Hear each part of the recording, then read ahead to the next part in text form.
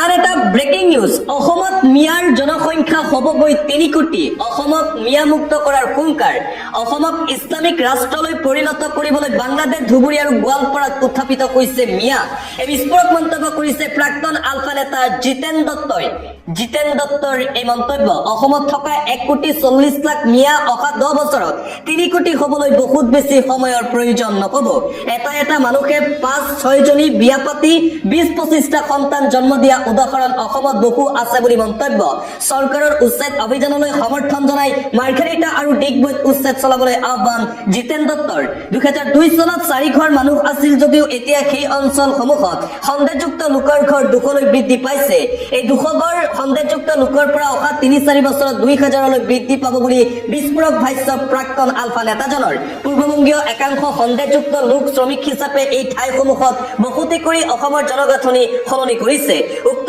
অঞ্চলসমূহত প্ৰশাসনে চৰকাৰী ভূমিত উচ্ছেদ নকৰিলে আইন হাতত তুলি লোৱাৰ হুংকাৰ দিলে জিতেন দত্তই খিলঞ্জীয়া ভূমিপুত্ৰৰ ভৱিষ্যত নিষেধ কৰিবলৈ অসমত আগ্ৰাসন চলিছে মিয়াৰ অসমক ইছলামিক ৰাষ্ট্ৰলৈ ৰূপান্তৰিত কৰিবলৈ চেষ্টা কৰিছে মিয়া লোকে মিয়াৰ বিৰুদ্ধে এই বিস্ফোৰক মন্তব্য আৰু এইদৰে মিয়াৰ বিৰুদ্ধে ইটোৰ পিছত সিটো বিস্ফোৰক মন্তব্য কৰিছে প্ৰাক্তন আলফা নেতা জিতেন দত্তই আৰ এটা অতিকৈ গুৰুত্বপূৰ্ণ খবৰ হৰ ঘৰ তিৰংগাৰ নামত বৃহৎ কেলেংকাৰী নাক কাটিলে এইবাৰ বিজেপি চৰকাৰে হৰ ঘৰ তিৰংগাৰ যে শীৰ্ষক কাৰ্যসূচী আছিল সেই কাৰ্যসূচীৰ নামতো ব্যাপক কেলেংকাৰী হৰ ঘৰ তিৰংগা কাৰ্যসূচীৰ নামত বিজেপি চৰকাৰে সংগঠিত কৰিছে এই ভয়ংকৰ কেলেংকাৰী স্বাধীনতা দিৱসৰ উপলক্ষে তিৰংগা ক্ৰয় কৰাৰ নামত দিল্লীৰ বিজেপি চৰকাৰে অনিয়ম সংগঠিত কৰাৰ অভিযোগ মঙ্গলবাৰে সংবাদমেলত দিল্লীৰ বিজেপি চৰকাৰৰ বিৰুদ্ধে কেলেংকাৰীৰ অভিযোগ উত্থাপন কৰিলে আপৰ সাংসদ সঞ্জয় সিঙে স্বাধীনতা দিৱসৰ উপলক্ষে 7 লাখ তিৰংগা পতাকা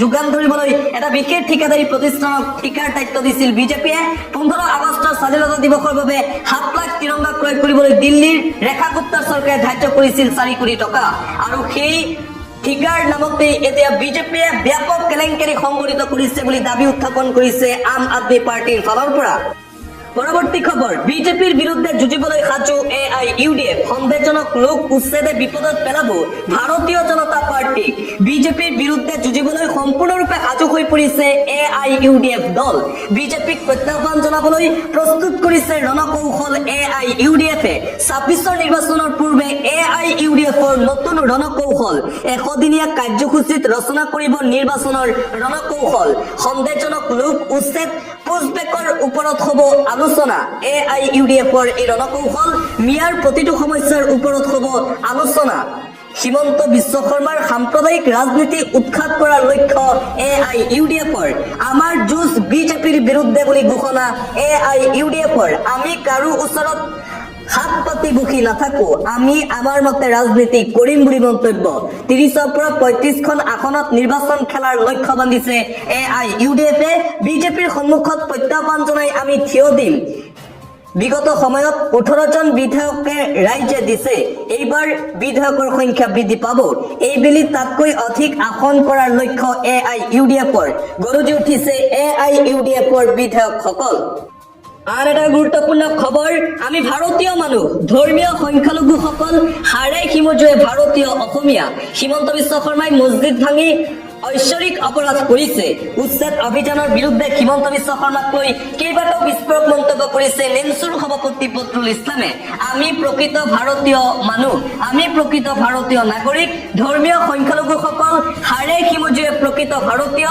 প্ৰকৃত অসমীয়া লোক হিমন্ত বিশ্ব শৰ্মাই মছজিদ ভাঙি ঐশ্বৰিক অপৰাধ কৰিছে বুলি মন্তব্য বদৰুল ইছলামৰ হিমন্ত বিশ্ব শৰ্মাৰ বিৰুদ্ধে সৰব নেমছু বিশ্বনাথৰ উচ্ছেদ মুছলমানক আৰু সংখ্যালঘু লোকক টাৰ্গেট কৰা উচ্ছেদ বিশ্বনাথত কেৱল ইছলাম ধৰ্মাৱলম্বী লোকসকলক উচ্ছেদ কৰিছে হিমন্ত বিশ্ব শৰ্মাৰ চৰকাৰ প্ৰশাসনে উচ্ছেদ অভিযানৰ বিৰুদ্ধে এইদৰে গৰজি উঠিল নেমছুৰ সভাপতি বদৰুল ইছলাম আৰ এটা গুৰুত্বপূৰ্ণ খবৰ 700 কোটি টকীয়া পানী যোগান আঁচনিত ভয়ানক কেলেংকাৰীৰ অভিযোগ নগৰ পানী যোগানত দুৰ্নীতিগ্ৰস্ত বিষয়াৰ ঠিকাদাৰৰ নেক্সাছ 3 কোটি 35 লাখ টকাত মাত্ৰ 5 কিলোমিটাৰকে পাইপ সংযোগ কৰা হৈছে মুঠতে জল জীৱন মিছন আঁচনিৰ অধীনত যি পানী যোগান ধৰিবলৈ চৰকাৰে প্ৰয়াস কৰিছিল সেই পানী যোগানৰ নামত যেন কেৱল কেলেংকাৰী আৰু কেলেংকাৰী ৰাজ্যৰ প্ৰতিখন প্ৰান্ততেই পানী যোগানৰ নামত কেলেংকাৰী আৰু ঠিকাদাৰ সকলক যি ঠিকা দিছিল তাতো যেন কেলেংকাৰী কৰিছে বিজেপিয়ে আৰু বিজেপি চৰকাৰৰ বিৰুদ্ধে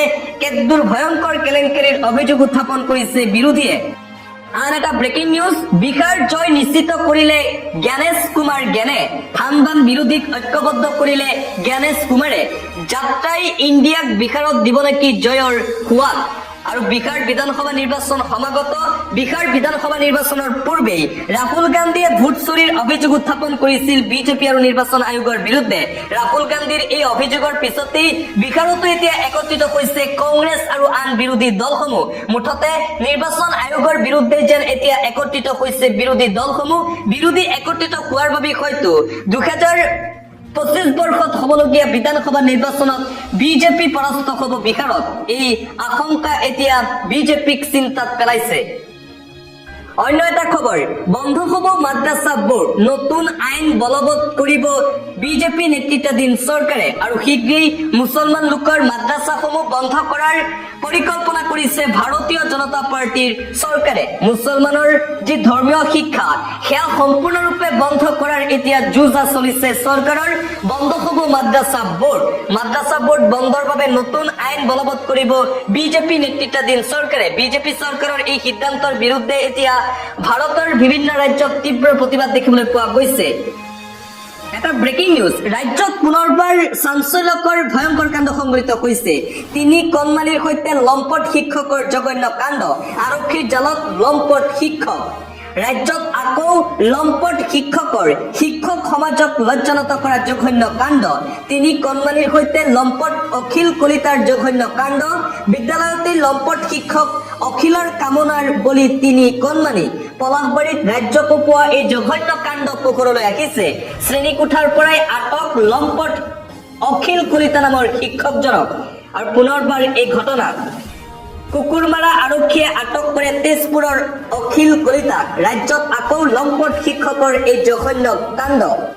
দিবলৈ এটা চৰ্চিত খবৰ, IPS আনন্দ মিশ্ৰৰ কথা হয়তো সকলোৰে মনত আছে। যোৱাকালি বিজেপিত আনুষ্ঠানিকভাৱে যোগদান কৰিছে প্ৰাক্তন IPS বিষয়া আনন্দ মিশ্ৰই। মই বিজেপিৰ বাবে IPSৰ চাকৰি ত্যাগ কৰিছিলো। বিজেপিৰ সৈতে মোৰ সম্পৰ্ক পুৰণি। বিজেপিত যোগদান কৰাৰ পিছতেই এইদৰে প্ৰতিক্ৰিয়া প্ৰকাশ কৰিছে প্ৰাক্তন IPS বিষয়া আনন্দ মিশ্ৰই। মই সদায় বিজেপিৰ লগত আছিলো। বিজেপিৰ বাবেই মই IPSৰ চাকৰি ত্যাগ কৰিছিলো বুলি মন্তব্য IPS বিষয়া আনন্দ মিশ্ৰৰ। বিজেপিৰ বাবে মই বিকাৰলৈ ঘূৰি আহিছিলো। আৰু এইদৰে বিজেপিত যোগদান কৰাৰ পিছতে প্ৰতিক্ৰিয়া। বিজেপিত আনুষ্ঠানিকভাৱে যোৱাকালি যোগদান কৰে আনন্দ মিশ্ৰই। বিজেপি যথেষ্ট শক্তিশালী দল, যাৰ বাবে মই বিজেপিত যোগদান কৰিছো। শক্তিশালী দলটোক আমি আৰু অধিক শক্তিশালী কৰিব লাগিব। বিকাৰত বিকশিত বিকাৰ নিৰ্মাণৰ বাবে মই কাম কৰি যাম বুলি সংকল্প।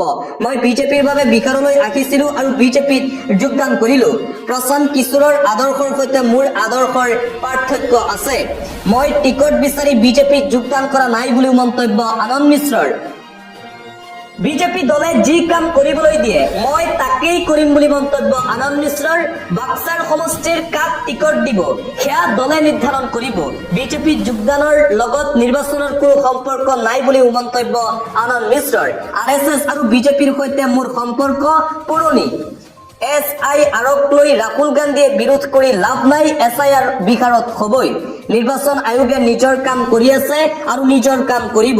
এইদৰে বিজেপিত যোগদান কৰাৰ পিছত ৰাহুল গান্ধীৰ বিৰুদ্ধে সৰব হৈ পৰিছে প্ৰাক্তন IPS বিষয়া তথা ন বিজেপি আনন্দ মিশ্ৰ।